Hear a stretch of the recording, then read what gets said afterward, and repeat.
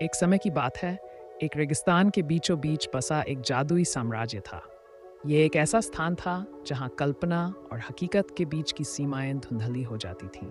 उसी साम्राज्य में अमार नाम का एक युवा जिन्न रहता था। अमार दूसरों जिन्नों से अलग था। वह जिज्ञासु और चंचल था। हमेशा नए रोमांच की तलाश में रहता था। अपने रेगिस्तानी घर से परे की दुनिया देखने के सपने बुनता था। एक दिन जब वह साम्राज्य की सीमाओं के पास स्थित रहस्यमयी गुफाओं की खोज कर रहा था, तो उसे एक पुरानी धूल भरी जादुई चिराग मिली। अपनी आदत के अनुसार अमार ने अपनी चमकदार लंबी पूंछ से चिराग को रगड़ा। अचानक एक तेज रोशनी से पूरा कमरा भर गया और उसके सामने एक प्रभावशाली जिन गुरु प्रकट हुए। वह सदियों से उस चिराग में बंद थे और अब आजाद हो चुके थे। धन्यवाद युवा अमार, जिन गुरु बोले।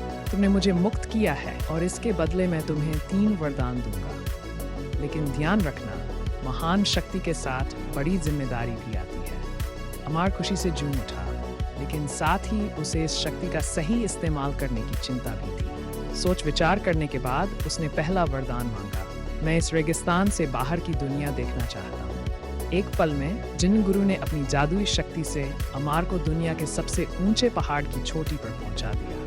वहां से अमार ने बर्फ से ढके पहाड़, गहरी नीली नदियां और घने जंगल देखे। उसका दिल रोमांच और खुशी से धड़क उठा। जब वे वापस रेगिस्तान लौटे तो अमार ने बहुत सोच विचार किया और दूसरा वरदान मांगा, मैं चाहता हूं कि मेरे जिन समुदाय में हमेशा शांति बनी रहे, ताकि कोई आपसी झगड़ा न हो। गुरु ने हल्की मुस्कान के साथ हवा में हाथ लहराया और एक जादुई आभा पूरे साम्राज्य में फैल गई।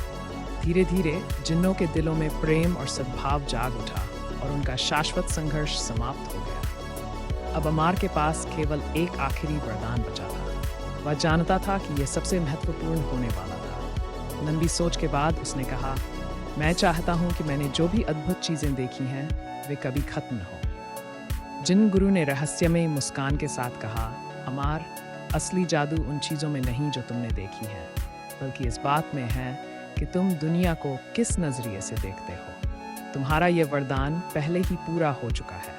और इस तरह अमार अपने साम्राज्य में खुशी खुशी रहने लगा। उसने जीवन की छोटी छोटी खुशियों में जादू ढूंढने की आदत बना ली और अपनी रोमांचक यात्राओं की कहानियां सुनाने लगा।